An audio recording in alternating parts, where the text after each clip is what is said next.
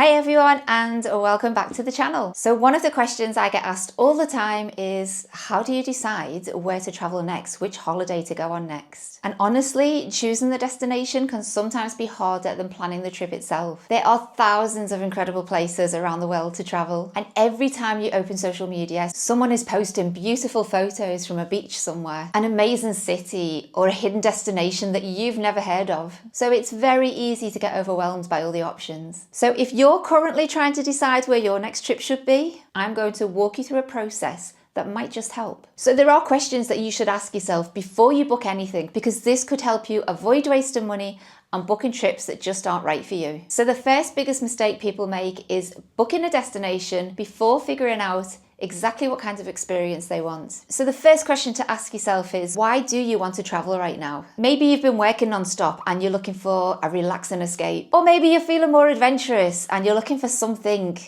exciting, exhilarating, and completely different. Or maybe you've always dreamed of visiting a specific culture or a famous landmark. So I like to think of travel as a bit of a tool. So different destinations for different needs. For example, if you're exhausted from work, you probably don't want to spend your entire holiday rushing from museums to train stations to city tours. Instead, you might want to choose somewhere with a slower pace of life. Beaches, sunrises, sunsets, good food, restaurants, just a slower pace. On the other hand, you might have been stuck in a routine. You could be craving adventure, excitement. You might be looking for quad biking, cycling, hiking, or some other unique activities. So a useful exercise is to write down 3 words that would describe your ideal trip for right now. For example, relaxing, affordable, sunny, or alternatively, it could be adventurous, scenic, memorable. These 3 words can immediately eliminate destinations that don't match what you're looking for right now. So let's talk about money and setting a realistic budget, because this is definitely something you need to consider. I always try and set a realistic budget before I get emotionally attached to a destination, because there is nothing more disappointing than researching a destination, building up your hopes, and then actually realizing, you know what, this is way beyond my budget. So when you're calculating costs, don't just consider the hotel and the flights. You also need to look into, do you need a visa? If so, how much is that? Will you be hiring a car or using public transport? And if so, what are the costings? Roughly, what are the prices of food and restaurants? If I want to sightsee, are the attractions expensive? And don't forget as well, travel insurance, really important one. When you first see that cheap holiday, the cheap flights, and it looks amazing,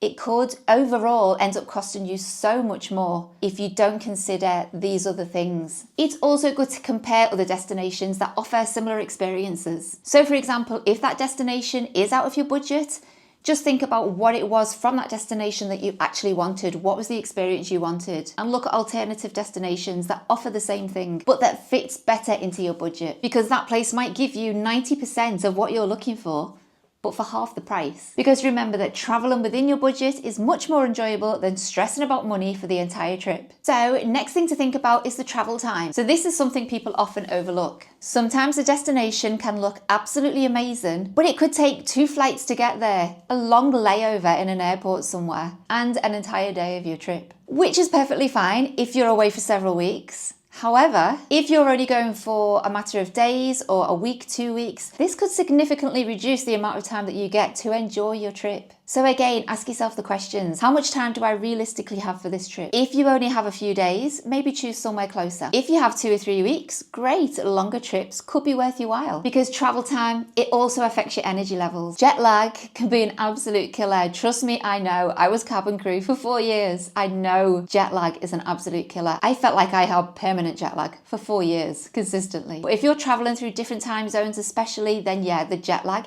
it can take a few days to catch up on that. And this will impact the first few days of your holiday. So yeah, consider all these things when you're thinking about how much travel you're prepared to do. And yeah, just be realistic. One thing people do often overlook is they don't research the best time to travel to whichever destination they've chosen. So things can definitely be overlooked, which could be detrimental to your holiday. I mean, a destination can always look amazing online, but that doesn't always speak the truth. You need to consider things like the weather patterns, the rainy seasons, busy tourist times, local holidays. And what I mean by that is it could be a religious event. You could be traveling there during something like Ramadan. When I lived in Dubai, they would celebrate Ramadan, where literally most places would just close right throughout the day. Nothing would be open until their fast breaks in the evening. So yeah, that's definitely one to consider. And peak pricing. For example, traveling during peak season, it might give you the best weather, but it will also give you the highest prices and the most crowded attractions. So bear that in mind. Traveling during shoulder season is often a good thing. It often gives you the best prices, less crowds, and good weather, so a good balance. So whatever month you're planning to go, just do your research,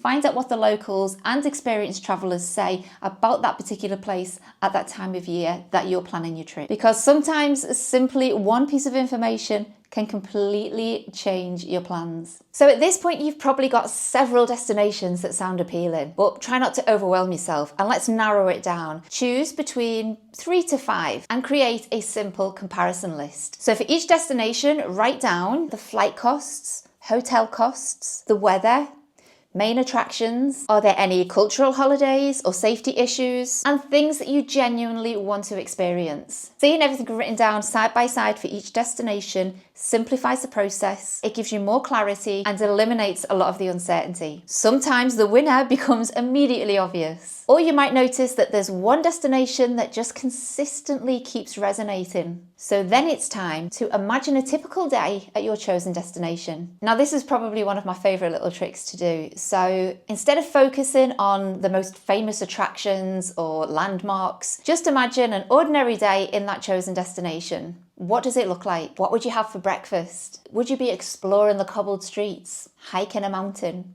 enjoying nature, relaxing on a beach, or maybe visiting the local markets? And then what would your evening look like? Al fresco dining, a couple of drinks at the hotel bar, a book and a quiet spot somewhere.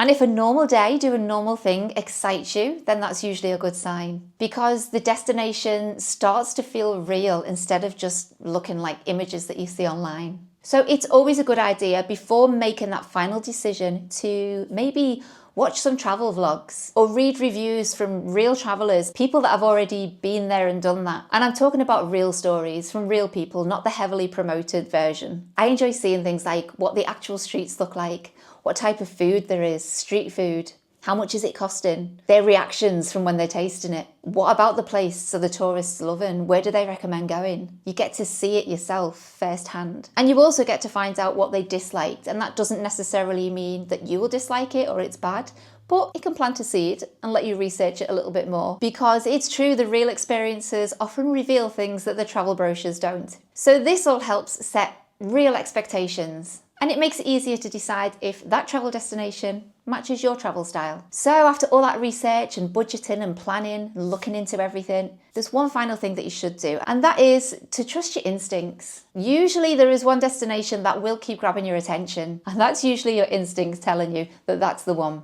It's the destination you constantly keep researching, the destination of the videos you keep watching, the destination you can picture yourself exploring. So if that happens, pay attention to it, because let's be honest, sometimes the right choice is the one you're most excited about. Travel, it's about creating experiences and memories, and so excitement, it's a big part of it. So a quick synopsis: establish your budget, consider your travel time, research the seasons, create a shortlist, and imagine yourself there on a regular day. Learn from other travelers and trust your instincts. I would love to hear about your travel plans. What is currently top of your bucket list right now? Or do you have any plans set in stone that you're heading off to this year?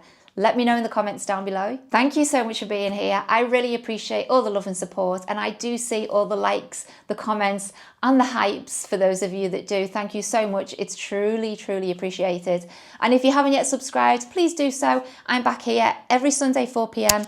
It could be content just like this, or it could be content where I am out and about exploring myself and I take you guys with me for the day. So yeah, hopefully I will see you next Sunday. Thank you so much for watching, and if you are off somewhere nice anytime soon, then lucky you. Stay safe, but most importantly, happy travels. See you soon, guys. Thank you. Bye-bye.